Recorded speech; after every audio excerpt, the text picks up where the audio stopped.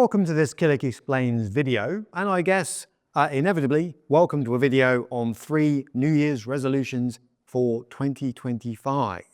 And crikey, what a year we've just had in 2024. I mean, you hardly need me to remind you, big events which changed the way people think about markets and about their financial lives in general, included the autumn budget from the UK government, a US election that saw Donald Trump come back into power, and of course, lots of geopolitical risk, whether you're looking at the ongoing war between Russia and Ukraine, whether you're looking at the Middle East.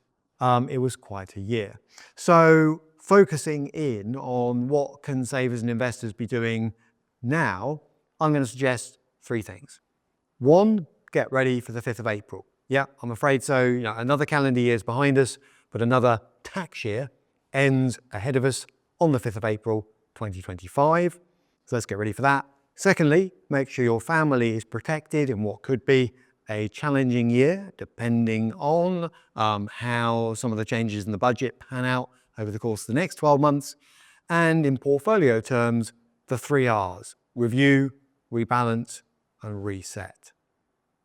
So let's start with the end of the tax year. Now, the good news in the budget was, although there were things in it that affected savers and investors, and not all positively, I'm afraid, including the change in the capital gains tax rates, the inheritance tax treatment of pensions and so on, some things didn't change. And that's good news for anyone planning the end of the tax year. So the ISA rules have largely stayed the same. So have the private pension SIPP rules. So have junior versions of both, junior ISAs and junior SIPPs. All right, the budget didn't introduce lifetime allowances, for example, that cap the amount you can invest in these things. It didn't alter the amount that can be paid in. All right, so all those things have stayed more or less locked statically for the time being. All right, and that means, crack on, use them or lose them. Because although Rachel Reeves has said, hopefully there won't be a need to raise more tax from working people and so on in the course of this parliament, you just never know. So use it or lose it. And if you're thinking, well, how do I assess whether I can afford to use it or not? By the way, use it or lose it just means that the annual allowances evaporate. All right, once we get to the 5th of April, you can't go back in May and say, well, I wish I'd used last year's for argument's sake. But if you're wondering, what do I do now? Well, here are some things to think about. How much have I used? So if you're taking ISAs, for example, there's a £20,000 per person annual limit. How much have I used so far this year? We're in January now. How much can I afford to put into the ISA? So let's say you've used 10 out of the 20. Can I afford another 10? That would be ideal, but can I afford it? Where am I going to put extra money? Am I going to prioritize ISAs? Am I going to prioritize SIPs? Am I going to prioritize future generations? Junior ISAs, junior SIPs? Can't answer that question for you sitting here, I'm afraid. And where's the money going to come from? For example, there's a possibility when you're talking about junior ISAs that other people around the family could contribute, not necessarily just you. But if it is just you, where am I going to get the ready cash, if you like, if I want to make a big top-up boost, for argument's sake? So things to think about, and the sooner you do it, the better, because what you don't want to be doing is scrambling around at the end of March to try and answer all these questions last minute. Okay, next, family protection. Just giving you some ideas here. Family protection is super important these days. So a few suggestions. Do make sure that you've got wills and powers of attorney in place. Powers of attorney particularly important for the top generation in a family, if you like, grandparents. All right, just a reminder, wills basically tell everybody where your assets are going to go on your death.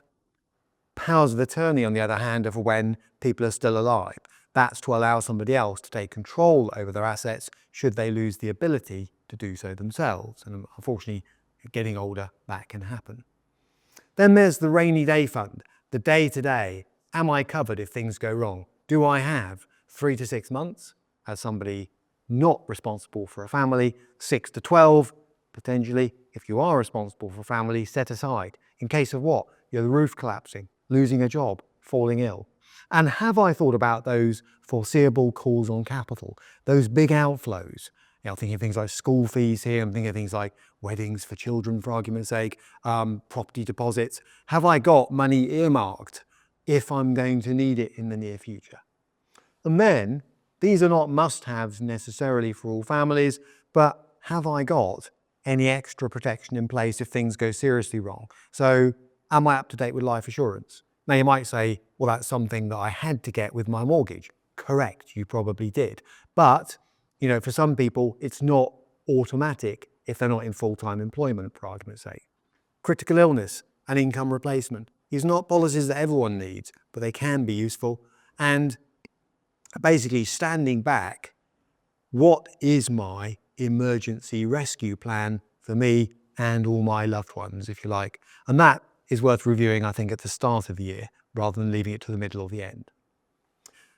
Now to portfolios, because obviously achieving all of our lifetime goals, hitting peak savings targets and so on, requires us to keep an eye on what's going on under the bonnet or giving that job to somebody else. So review, rebalance, reset. Key questions to think about. If you're in the accumulation phase, this is where you're building peak savings as an individual, a couple or a family. Am I on track? All right. To what extent has the Trump trade, as it's called, skewed my portfolio? Trump put a bit of fire behind certain parts of the market, certain tech stocks. So worth just checking that you haven't overdone it in terms of exposure to one or more sectors. And what do I think about fixed income? For years, fixed income was kind of ignored because it was boring, because inflation was low, because it didn't pay any kind of return. That's no longer true. So do I need to shed some of my, pre-assumptions about where I should be invested and just make sure I've got the right portfolio mix to hit my long-term goals? If you're in the decumulation phase, on the other hand, different questions. This is where you've basically decided to dial down work or stop altogether. Am I taking money from the right place and at the right rate? Because you've got to think about changes from the autumn budget, for example, in terms of the way that pensions are treated for inheritance tax. Does that change your view of when you draw down from a private pension? There is an argument that says it probably does. And what's my wealth transfer strategy? Think about your own life vest first. Enjoy the money you've worked hard to save, but what's my strategy when it comes to future generations? And to give you one specific example, where now do pensions in particular fit into it? And just to mention at the end, on a cheerful note, don't forget, people often say to me, what is a good inheritance tax efficient strategy, Tim? Simple answer is spend a bit more money on yourself. If you've worked long and hard to save money in various pots, one solution is simply to go out and enjoy a bit more of it. Okay, on that note, lots of different topics covered there. There's plenty of other collateral you could have a look at to support some of my comments. So killick.com/resources would be a great place to go for extra videos. You've got how-to guides on all kinds of things, including accumulating pension assets, decumulation. There's 2 specific guides on that, not sitting next to me here. One's got a purple cover, one's got a grey cover. And finally, Confidant normally has a wealth planning article in it. And again, that's available at the same place.